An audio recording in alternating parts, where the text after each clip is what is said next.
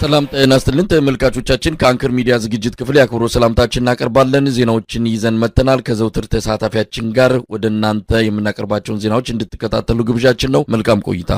የአብይ አህመድ አገዛዝ በአማራ ክልል የሚካሄደው ጦርነት ሊቋቋመው እንደማይችል እየተገለጸ ባለበት በዚህ ወቅት ላይ በተለይም በሰሜን ሸዋ በምንጃር አካባቢ የሚካሄደው የሉና ተጋድሎ ለአገዛዙ ከፍተኛ ፈተና እንደደቀነበት እየተነገረን ያለው በአካባቢው በአማራ ፋኖ ኃይሎች የሚደረገው የሉና ተጋድሎ ቀጠናውን ከመቆጣጠር የሚያስችል ዝግጅት እየተደረገ እንዳለ ነው የቀጠናው የፋኖ አመራሮች በመግለጽ ላይ የሚገኙት። በሌላ በኩል በተለያዩ የአማራ ክልል አካባቢዎች የሚደረገው የሉና ተጋድሎ ተጠናክሮ ቀጥሏል።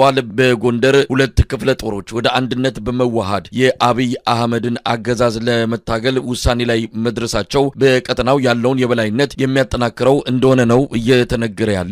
የቀድሞ የሰራዊት አዛዦች ጭምር የአማራው ክልል ጦርነት ለአብይ አህመድ አገዛዝ እየከበደው እየመጣ እንዳለ በመግለጽ ላይ ናቸው። በቅርቡ ብርጋዴር ጀነራል ከማል ገልቹ የአማራው ክልል ጦርነት ከባድ ነው በማለት በማህበራዊ ሚዲያ ገጻቸው መልእክት ማስተላለፋቸው የሚታወስ ነው። በአማራ ክልል እየተካሄደ ስላለው ወቅታዊ ሁኔታ የአብይ አህመድ ጀነራሎች ሰሞኑን እየመከሩ እንዳለ ነው የሚገለጸው። ምናልባትም በአማራ ክልል ያለውን ጦርነት ለማርገብ ፍላጎትና ውሳኔ ላይ ለመድረስ አገዛዙ እየተዘጋጀ እንዳለም መረጃዎች ያመለክታሉ። በአማራ ክልል ስላለው ወቅታዊ የህልውና ተጋድሎ ከዘውትር ተሳታፊያችን ተጨማሪ መረጃዎችን እናገኛለን።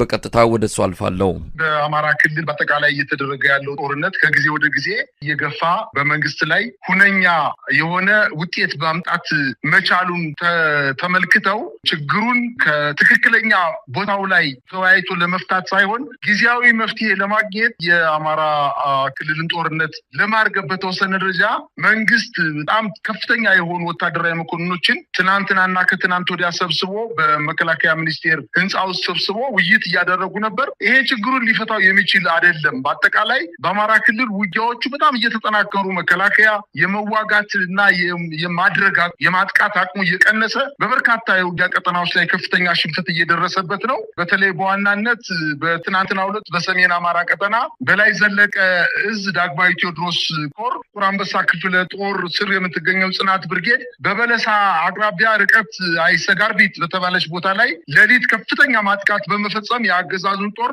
በከፍተኛ ደረጃ ሽንፈት ደርሶበት ወደ አርባያ ከተማ መሸሸት መቻሉን ነው መረጃዎች የደረሱኝ። በሌላ ዜና የአማራ ፋኖ በጎጃም 5ኛ ክፍለ ጦር አረንዛው ዳሞት ብርጌድ ከፍኖተ ሰላም አቅራቢያ ሆዳንሺ በተባለች ቀበሌ ላይ ዛሬ ጠዋት ከፍተኛ ውጊያ እየተደረገ እንደሆነና የመከላከያ ሰራዊቱ በ3 ኪሎ ሜትር ርቀት ላይ የሚገኘውን ከፍኖተ ሰላም ከተማ በ3 እና በ4 ኪሎ ሜትር ርቀት ላይ የሚገኘውን ይዞታቸውን ለማስለቀቅ ሙከራ ያደረገ ቢሆንም ነገር ግን ተመቶ ወደ ፍኖተ ሰላም ከተማ እንደሸሸ ነው መረጃዎች የሚያመላክቱት። እንዲሁም በጎጃም አካባቢ በምስራቅ ጎጃም አካባቢ ከፈለገ ወደ ግንደወይን ከተማ ሙጨይን በተባለች ቦታ ላይ ሬሽን ይዞ ሲጓዝ የነበረ የመከላከያ ኃይል ሳሙኤል ወንዳወቅ ክፍለ ጦር ደፈጣ ጥቃት ተፈጽሞበት መኪናው ሙሉ በሙሉ ሲቃጠል ከመኪናው ላይ የነበሩ የሰራዊቱ አባላት ተደምስሰው የጭኖት የነበረውን ስንቅ ይዘው የሳሙኤል ወንዳወቅ 9ኛ ክፍለ ጦር ይዞ መሄዱን ነው መረጃዎች የደረሱኝ። እንዲሁም 8ኛ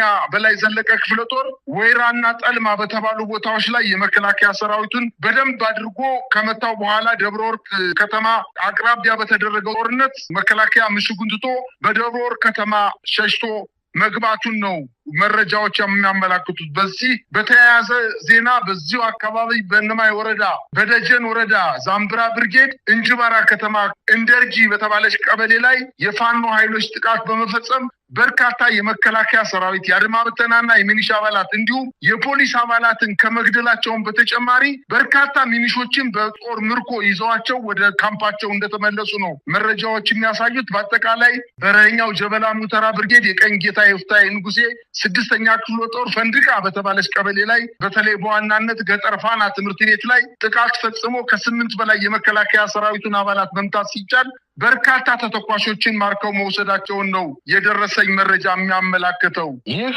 በእንዲህ እንዳለ በሰሜን ወሎ በመቄት በተለይም ከደብረ ዘቢጥ ወቄት ድረስ ከፍተኛ ውጊያ እየተደረገ ሲሆን ውጊያው ተስፋፍቶ አግሪት፣ ገረገራ፣ ደብረ ዘቢጥ በሚጠቀሱ አካባቢዎች ላይ በአገዛዙ ጦርና በፋኖ ኃይሎች መካከል ከፍተኛ ውጊያ እየተደረገ እንደሆነና በተለይ ወቄት በተደረገው ውጊያ የተመታው ያገዛዙ ሰራዊት ዛሬ ደግሞ ከድል ከጋሸና ከሐሙሲት በርካታ የሰራዊቱን አባላት በመያዝ የተነጠቀውን መሬት መልሶ ለመያዝ ከፍተኛ ጥረት እያደረገ እንደሆነ ነው መረጃዎች የሚያመላክቱት። በዚህ አካባቢ ከዚህ በፊት ከፍተኛ ውጊያ ተደርጎ መከላከያ ሰራዊት ቦታውን ለቆ እንደወጣና በተለይ ደብረዘቢት፣ ጋሸና፣ ድልብና የመሳሰሉ መቄትና ገረገራ የሚባሉ ከተሞች ላይ የመከላከያ ሰራዊቱ ለቆ ከተመታ በኋላ ከአንድ ወር በፊት ሙሉ በሙሉ በፋኖ ቁጥጥር ስር ውሎ እንደነበርና ከዛ በኋላ እንደገና በጣም በርካታ ኮሮችን ይዞ በመምጣት ከፍተኛ መስዋዕትነት በመክፈል ቦታውን መልሶ ቢቆጣጠረው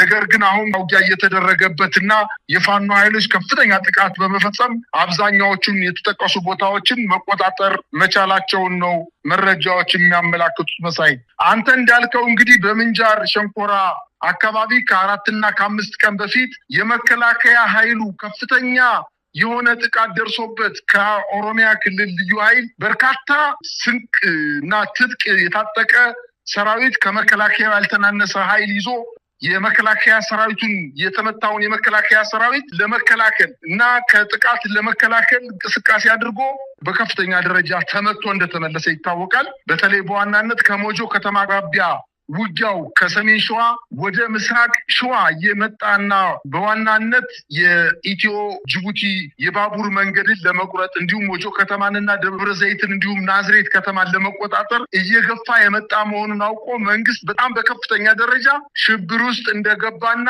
በዋናነት ደግሞ የፋኖ ኃይሎች ከሚያደርጉት እንቅስቃሴ በተጨማሪ የኦሮሞ ነጻነት ሰራዊት የባቡር ሀዲዱን ለመቁረጥ በዛ አካባቢ ከፍተኛ ጦርነት እያደረገ እንደሆነና መንግስትም ይህን ለመከላከል በርካታ የቀለበት መከላከያዎችን በመስራት ገበሬዎችን በማስታጠቅ የቀን ሰራተኞችን በማስታጠቅ የተለያየ የእርከን ምሽጎችን በመስራት አካባቢውን ሙሉ በሙሉ ከፋኖ ኃይሎች ጥቃት ለመከላከል እንቅስቃሴ እያደረገ ቢሆንም ነገር ግን ይህ ነገር የሞት ሽረት ትግል እንደሆነባቸው ስላወቁ የፋኖ ኃይሎች ጥቃታቸውን በቅርብ ርቀት በሞጆ ቅርብ ርቀት ከፍተኛ ትንቅንቅ እያደረጉና ድል እንደተጎናጸፉ ነው የደረሰኝ መረጃ የሚያመላክተው። መሳይ